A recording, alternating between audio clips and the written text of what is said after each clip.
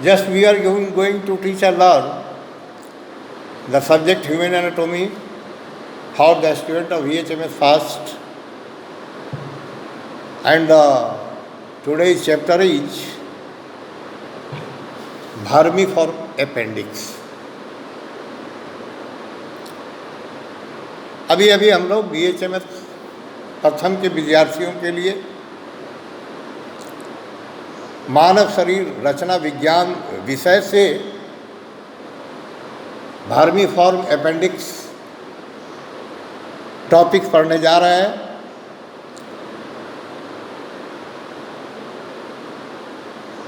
जो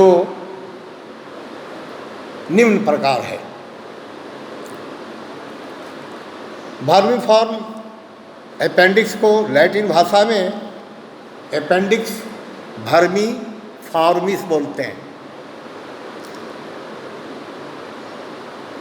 अपेंडिक्स को लैटिन भाषा में अपेंडिक्स वर्मी फॉर्मिस बोलते हैं। इसका जो सिस्टम से रिलेशन है वो डाइजेस्टिव सिस्टम से रिलेशन है। आर्टरी जो इसमें होता है वो ये पेंडिकुलर आर्टरी कहलाता है। इसमें वेन जो होता है वो एपेंडिकुलर वेन कहलाता है। इसमें जो प्रिकर्सर है वो मिडगट है। सेकंड पॉइंट है डिफिनीशन। कोई अगर हमसे क्वेश्चन करे कि what do you mean by vermiform appendix और what do you know about the vermiform appendix और व्हाट इज अपेंडिक्स, तो उसके लिए जो हम उसको जवाब देंगे वो होगा it is a narrow worm like tube. It is a narrow worm like tube arising from the posteromedial wall of the cecum. Arising from the posteromedial wall of the cecum. cecum के posteromedial wall से इसका शुरुआत होता है। About 2 cm below the terminal part of the ileum. जो ileum का जो terminal part है उसके 2 सेंटीमीटर नीचे। तो अभी हम लोगों ने डिफिनीशन जाना। सेकेंड पॉइंट है डायमेंशंस। Length 2 to 20 cm। इसका लंबाई कितना होगा? 2 से 20 सेंटीमीटर। Average 9 centimetre. एवरेज जो देखा गया है इसका लेंथ लंबाई वो एवरेज 9 सेंटीमीटर होता है।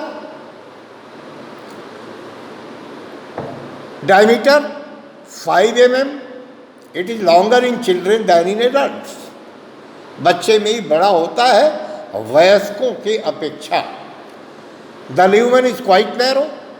इसका जो ल्यूमेन होता है वो क्वाइट नैरो होता है and may be obliterated after mid adult life. और ये ऑब्लिटरेटेड हो सकता है आफ्टर मिड एडल्ट लाइफ। अगला पॉइंट है हमारा पेरिटोनियल रिलेशन। इसका पेरिटोनियल रिलेशन क्या है? The appendix is suspended by a small triangular fold of peritoneum. क्या appendix is suspended by a small triangular fold of peritoneum called the mesoappendix, जिसे mesoappendix कहते हैं, या और appendicular mesentery. The fold Passage upward. इसका fold जो है वो अपवर्ड पास करता है। कहाँ से? बिहाइंड द आइलियम से, आइलियम के पीछे से। And is attach to the left layer of the mesentery. और ये अटैच कहाँ से होता है? Left layer of the mesentery. अगला पॉइंट है हमारा डेवलपमेंट। इसका डेवलपमेंट क्या है? It is rising during 6 week of intra uterine life. जब माता के गर्भ में बच्चा 6 सप्ताह का हुआ उसी समय इसका उन्माद होता है। It is also rising from the diverticulum of the cecum along the anti-mesenteric border of the caudal limb of the primitive midgut loop. तो अभी हम लोगों ने अपेंडिक्स का डिफिनीशन जाना, डायमेंशन जाना, पेरिटोनियल रिलेशन जाना, डेवलपमेंट जाना। क्वेश्चन में ये सब पॉइंट को दर्शाते हुए आपसे क्वेश्चन पूछा जाएगा और पॉइंट बाय पॉइंट आपको आंसर लिखना पड़ेगा। अगला पॉइंट अब हम फिर गौर करेंगे तो क्या है? पोजीशंस। पोजीशन क्या है? The appendix lies in right iliac fossa. Appendix कहाँ होता है? In the right iliac fossa. या where is appendix situated in the human body? तो appendix is situated in the human body in the right iliac fossa. Although the base of the appendix is fixed. कहता है कि यद्यपि appendix का जो base होता है, आधार होता है, वो फिक्स होता है at 2 cm below the ileocecal valve. The tip can point in any direction as described below. The position are often compared to those of the hour hand of a clock. The appendix may pass upward and to the right. This is paracolic or 11 o'clock position. 11 o'clock position. It may be behind the cecum or lower part of the ascending column. Lower part of the ascending column known as retrocecal or 12 o'clock. ठीक है, 12 जैसे बढ़ता है कांटे पर कांटा, ठीक उस तरह का। This is the commonest position of the appendix, about 65%. ये जो है कॉमन पोजीशन है अपेंडिक्स का, करीब करीब 65% में। द अपेंडिक्स में पास अपवार्ड, अपेंडिक्स अपवार्ड की तरफ भी पास कर सकता है, एंड टू द लेफ्ट और बाएं भी। It points toward the spleen, it points toward the spleen. This is the splendid और 2 o'clock पोजिशन, और इसे 2 o'clock पोजिशन बोलते हैं। It is rare found in 1.4% of cases only. ये 1.4% रोगियों में ही ऐसा देखने को मिलता है। The appendix may lie in front of the terminal part of the ileum, जिसे पेरी आइलियर भी बोलते हैं, और बिहाइंड द आइलियम, और इसे पोस्टीरियर भी बोलते हैं। The posterior type is sacral promontory cord 3 o'clock position. It may descend into the pelvis called pelvic or 4 o'clock position. This is the second most common position, about 31.01% cases. तो अभी हम लोगों ने पोजीशन ऑफ अपेंडिक्स के बारे में जाना। अब हम लोग जानेंगे रिलेशन इन फीमेल, महिलाओं के बॉडी में इसका क्या संबंध है। It is related to the right uterine tube. ये रिलेटेड कहाँ से होता है? राइट यूटेराइन ट्यूब से और ओवरी से। It may be below the caecum, ये सिकम के नीचे भी हो सकता है, जिसे सब सिकल बोलते हैं, and may point towards the inguinal ligament called the mid inguinal और 6 o'clock position. It is found about 2.26 cases. Okay, अब हमारा जो अगला पॉइंट है वो पॉइंट है appendicular orifice.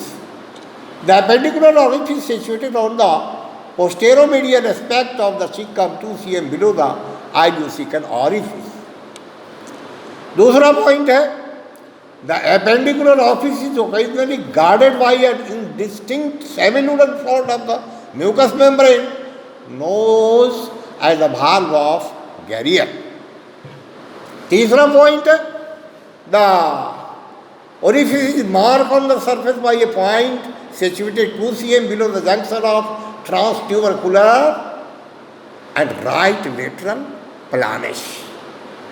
Point 4. Merck-Burnish point is the site of maximum tenderness in appendicitis.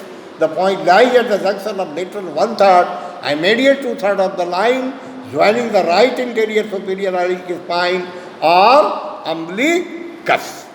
Okay?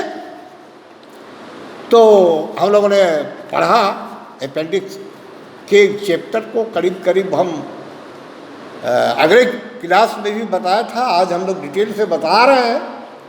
अब हमारा पॉइंट होगा क्लिनिकल एनाटॉमी। जब अपेंडिक्स के बारे में हम क्लिनिकली स्टडी करेंगे तो क्लिनिकल एनाटॉमी में क्या मिलेगा? Inflammation of the appendix is known as appendicitis. What is appendicitis? Question पूछेगा कि what is appendicitis, what do you mean by appendicitis?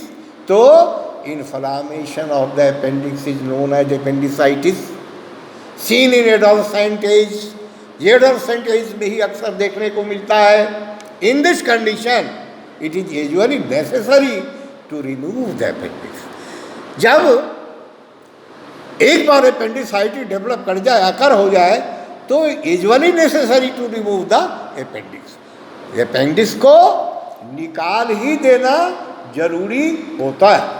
The operation for removal of the appendix is called appendectomy. Appendix को जो operation करके निकालेंगे तो medical term हमारा क्या होगा? Appendectomy. Some anatomical facts relevant to diagnosis and treatment of appendicitis are as follows. है ना, रिलेवेंट टू डायग्नोसिस क्या है?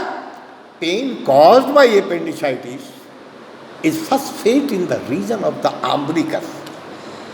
सब प्रथम इसका दर्द का अनुभव कहाँ से होगा? umbilicus रीजन में। This is referred pain. ये जो umbilicus रीजन में है वो रेफर्ड पेन है। Note the fact that both the appendix and the umbilicus are innervated by segment T10 of the spinal cord. This are the cord. चूंकि ये innervated है by segment T10 of the spinal cord, appendix by sympathetic fibres and umbilicus by somatic fibres. With increasing inflammation pain is felt in the right iliac fossa. जब अत्यधिक मात्रा में दर्द बढ़ जाता है उस समय राइट आइलियक फोस्सा रीजन में उस दर्द का आभास एहसास होता है। This is caused by involvement of the parietal peritoneum of the region. Appendix is common because appendicitis जो है वो कॉमन है। किन किन कारणों से जो होता है? पहला है presence of lymphatic follicles of mucosa। दूसरा है appendicular artery is an end artery and the lumen is small, its gates obstructed by फेकोलिथ।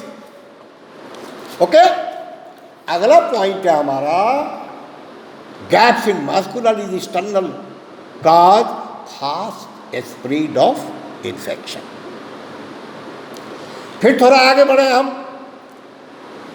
इसका जो मैक-बर्निंग पॉइंट है वो क्या है? Is the state of maximum tenderness in appendicitis. Tenderness है ना, painful region is called tender region. The point lies at the junction of the lateral 1/3 and the medial 2/3 of the opening. The umbilicus to the right anterior superior iliac spine. It corresponds roughly to the position of the base of the appendix. Examination of a case of acute appendicitis reveals following physical sign. क्या क्या physical sign मिलेगा? पहला है hyperesthesia in the right iliac fossa. दूसरा है tenderness at McBurney points. McBurney points वो practical part है, वो क्लासरूम में जब स्टार्ट होगा तो उसको हम बताएंगे कि ये कौन सा मैक बर्निंग पॉइंट्स हुआ। Muscles guard and rebound tenderness over the appendix. When the appendix is retrocecal, extension of the hip joint may cause pain because the appendix is disturbed by stretching of the psoas major muscles. psoas major muscles, psoas, कभी कभी psoas abscess भी होता है जो आगे हम लोग पढ़ेंगे, है ना। psoas abscess in pelvic appendicitis, pain may be felt when the thigh is flexed and the medially rotated because the arteriosus internus is stressed. Appendicular dyspepsia, appendicular dyspepsia क्या है? Chronic appendicitis produces dyspepsia resembling disease of stomach. What is dyspepsia? अगर कोई chronic appendicitis से सफ़र कर रहा है तो उसमें डिस्पेप्सिया डेवलप करेगा। Dyspepsia is a disorder of digestive system, है ना। Disease of stomach, duodenal, gallbladder. It is due to passage of infected lymph to the subpyloric nodes which cause irritation of pylorus.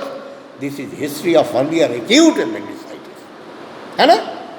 अगर कोई chronic appendicitis से सफ़र कर रहा है तो उसमें डिस्पेप्सिया डेवलप करेगा, और डिस्पेप्सिया का मैंने हुआ कि problem in the digestive system. Okay, अब इक्टोपिक अपेंडिक्स। इक्टोपिक अपेंडिक्स क्या होता है? इक्टोपिक का मीनिंग होता है कि नेचुरल प्लेस से, नेचुरल साइट से अपेंडिक्स का अलग होना। In this case appendix and caecum may be situated in the left iliac fossa, है ना। इक्टोपिक में अभी अपेंडिक्स तो राइट आइलियक फोसा में होगा ना। कभी कभी इक्टोपिक होता है जो कुदरती जगह पर नहीं होके अलग हो गया तो लेफ्ट आइलियक फोसा में होगा। अम्बिलिकल और सब hepatic region due to malrotation of the midgut. तो कभी कभी आपको ये भी देखने को मिलेगा जिसको हम लोग इक्टोपिक अपेंडिक्स बोलते हैं। तो आज हम लोगों ने जाना कि अपेंडिक्स का जो एनाटॉमिकल जो डिमांड है स्टडी करने का, उसके बारे में हम लोगों ने जाना। एनाटॉमिकल में जाना, क्लिनिकल एप्लीकेशन के बारे में जाना। ये आज का जो हमारा टॉपिक्स है वो एनाटॉमी, फिजियोलॉजी, पैथोलॉजी सबों से रिलेटेड ये रहा, ठीक है ना। अगला क्लास में हम लोग प्रयास करेंगे कि इसी तरह का और कोई जो वेरी वेरी इंपॉर्टेंट क्वेश्चन करीब करीब लगता हो उसके बारे में हम लोग स्टडी करेंगे। क्लिनिकल एनाटॉमी देखा, इक्टोपिक देखा, मैक बर्निंग पॉइंट्स देखा, ये पेंडिकुलर डिस्पेप्सिया देखा, अभी हम लोगों ने पढ़ा, ठीक है। तो इसके बारे में हम लोगों ने डिटेल जानने का प्रयास किया है, डिटेल जाना है। अगला हमारा प्रयास होगा कि इसी तरह का और इम्पॉर्टेंट क्वेश्चन जो सिलेबस से वास्ता रखता हो, जो एज पर सिलेबस हो, उस पर हम लोगों का डिस्कशन होगा। हम लोग उस पर पढ़ेंगे, हम लोग उसको समझेंगे, हम लोग उस पर अध्ययन करेंगे, ठीक है। तो इसी तरह से हम लोगों ने बहुत कुछ जानने का प्रयास किया। इसी तरह से हम लोग पढ़ते रहे। ऑनलाइन का ये कोरोना काल में ऑनलाइन सिस्टम है, इसीलिए हम इसको अक्सर यूट्यूब पर देते हैं कि आप लोग एगेन एंड एगेन आप इसको फॉलो करो, इसको देखो। हम कोशिश करते हैं कि जहाँ तक हो इजी लैंग्वेज में अंग्रेजी से हिंदी करके आप लोगों को हम पढ़ाने का, समझाने का काम करने का प्रयास करते हैं। We hope that all you are taking seriously my lecture and understanding very simply also. Okay? Thanks.